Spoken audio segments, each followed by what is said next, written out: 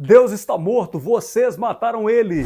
Bom, como você deve ter percebido, o vídeo de hoje eu vou falar sobre o filósofo alemão Nietzsche, na verdade, especialmente sobre esse livro dele aqui, ó, Assim Falou Zaratustra. É um livro que eu tenho há muito tempo, gosto de ler, e hoje eu vou trazer algumas pinceladas que vão te dar uma ideia sobre aquilo que Nietzsche pensava, enfim, aquilo que era a sua filosofia. Na verdade, o Assim Falou Zaratustra é um dos livros que aqui nós estamos falando do ano de 1883 até 1885 e basicamente não é um tratado filosófico comum, não é aquele emaranhado de ideias complexas, difíceis de entender, como geralmente se vê nos tratados filosóficos. As pessoas até assustam com isso, porque quando se fala em filosofia, você já pensa naquele tratado de ideias complexas que não servem para nada. Tem muita gente que pensa isso. Não, esse aqui é um livro que trata-se de um texto especialmente poético, simbólico, trazendo um desafio para que as pessoas questionem tudo aquilo que elas acreditam, para que o leitor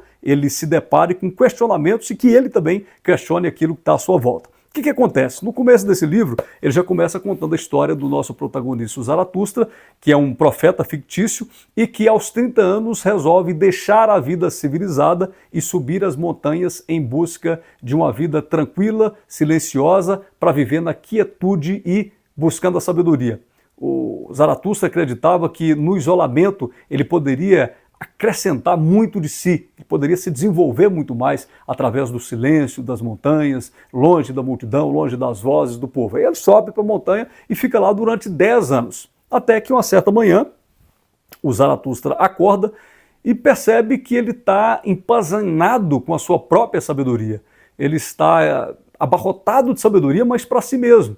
Ele fala, bom, o que adianta tanta sabedoria, tanto saber se eu não posso mudar a vida de alguém, contar isso para alguém? Aí ele nota que até o sol compartilha a sua beleza, a sua luz com outros seres. Até o sol, ele, quando nasce, ele se mostra para outros e consegue mudar muita coisa.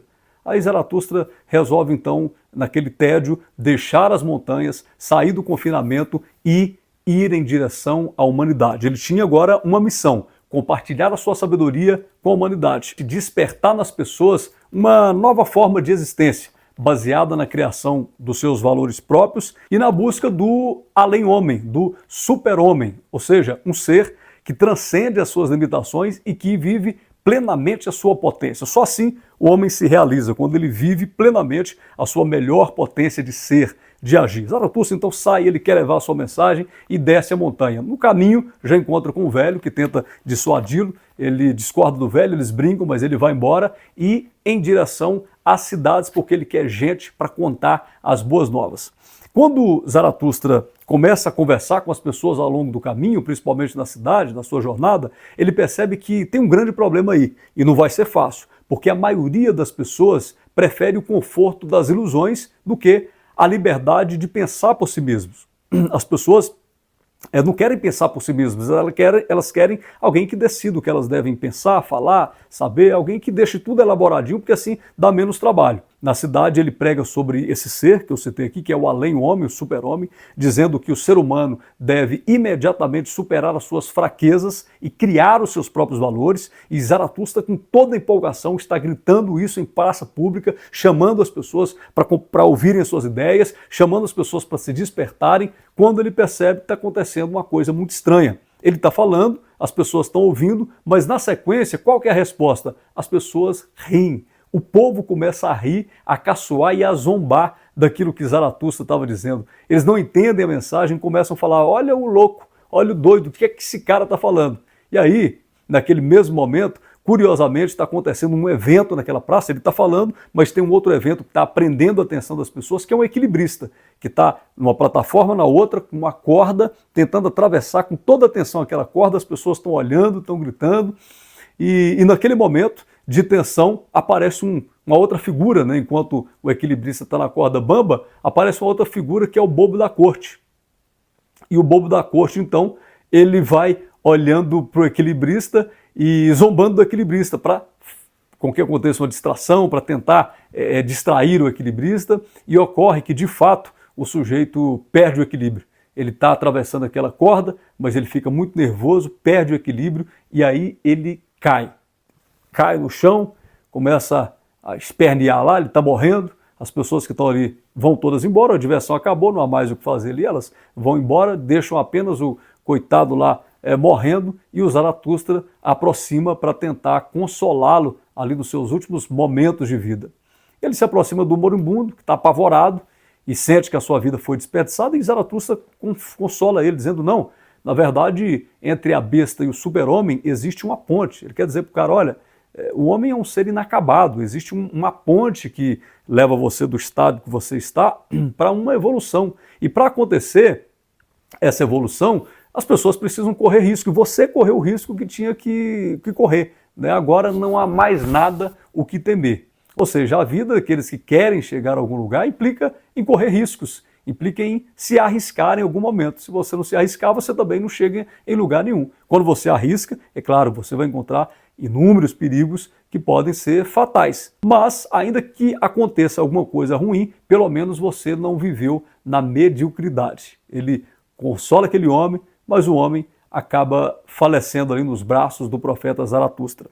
Zaratustra, então, coloca ele nos ombros e vai seguir a sua viagem. Vai com esse homem, aí ele encontra o sujeito que acaba abrindo as portas da sua casa para dar comida, para bebida, ele anda a noite toda com esse homem procurando um lugar para enterrá-lo, mas ao longo de toda a história o profeta vai chegando à conclusão que o caminho do crescimento exige coragem e que as multidões sempre irão zombar daqueles que tentam fazer algo diferente. Zombaram dele, porque ele tinha uma ideia diferente. Ele chega à conclusão de que quanto mais você se eleva, menor você fica aos olhos daqueles que não conseguem voar. Eles não conseguem alcançar, entender o que você está fazendo, e o que eles fazem é zombar e depois te atacar. Isso sempre vai acontecer quando você começar a se destacar em alguma coisa. Começou a crescer, o negócio ficou melhor, ficou bom, você pode ter certeza absoluta que em volta vai ter alguém tentando te calar, te atrapalhar ou zombar de você. Bom, Zaratustra segue a sua viagem, ao longo do caminho encontra um cara com uma lanterna à luz do sol, dizendo que Deus estava morto, e aí ele diz, olha, Deus está morto, as pessoas caçam dele, e ele fala, nós o matamos, e essa é uma das grandes ideias que tem aí na obra de Nietzsche, né? Ele explica que, na verdade, a morte da divindade ou da necessidade do homem de crer em algo maior, Nietzsche diz que isso havia de ser superado, essa coisa de você sempre encontrar justificativas para a sua vida em algo divino, em algo que transcende, sendo que você tem as suas próprias responsabilidades, que você próprio deve achar a sua razão de viver, a sua caminhada. E aí, no seu conceito, se o homem abandona suas crenças antigas, ele precisa criar os seus próprios valores para não cair no vácuo existencial. E aí, seguindo a viagem, Zaratustra encontra uma outra figura que eu acho interessante falar para você sobre ela aqui, que é aquele homem que se considera muito sábio. Zaratustra se depara com um cara que é cheio de conhecimento, entendimento, é um erudito que já leu milhares de livros na sua vida, mas tem um grande problema. Ele é um covarde, ou seja, ele tem um conhecimento, mas ele não tem a coragem de agir de acordo com aquilo que ele aprendeu. Não tem a coragem de agir de acordo com o seu conhecimento. Ele tem o conhecimento, entendimento de tudo, mas nunca criou nada, nunca arriscou, nunca mudou absolutamente nada, nunca quis transformar o mundo, muito menos transformar a sua própria vida.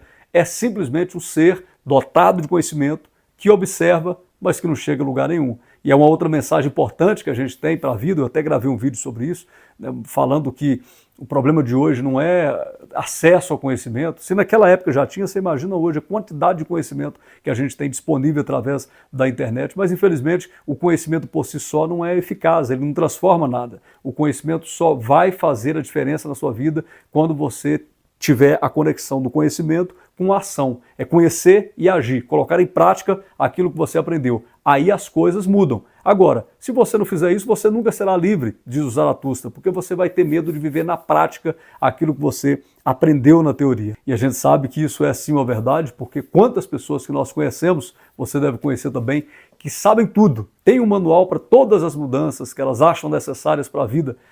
Sobre tudo elas têm uma opinião, mas nunca saíram nem do lugar. E aí, já finalizando aqui a nossa fala, a nossa reflexão sobre Assim Falou Zaratustra, ele deixa também mais um desafio que eu acho importante citar para você, que é a seguinte pergunta.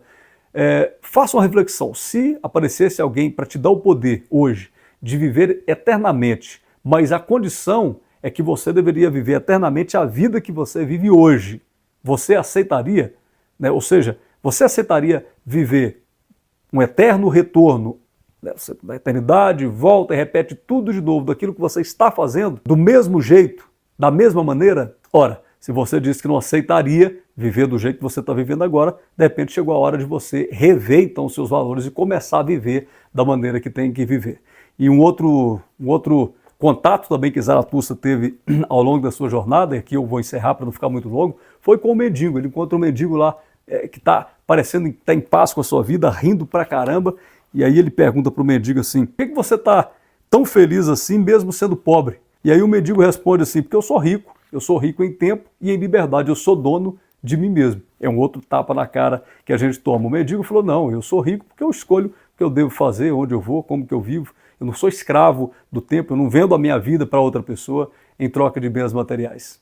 Infelizmente, isso, principalmente nos dias de hoje, a gente faz, né? A gente troca o nosso tempo preciosíssimo por correr atrás do vento, sempre tentando ter algo mais, conseguir mais alguma coisa, e no final das contas nós percebemos que nós não somos livres, nós somos escravos daquelas escolhas que optamos para tentar simplesmente, às vezes, viver uma vida que nem é nossa, uma vida de aparências. Isso acontece muitas vezes.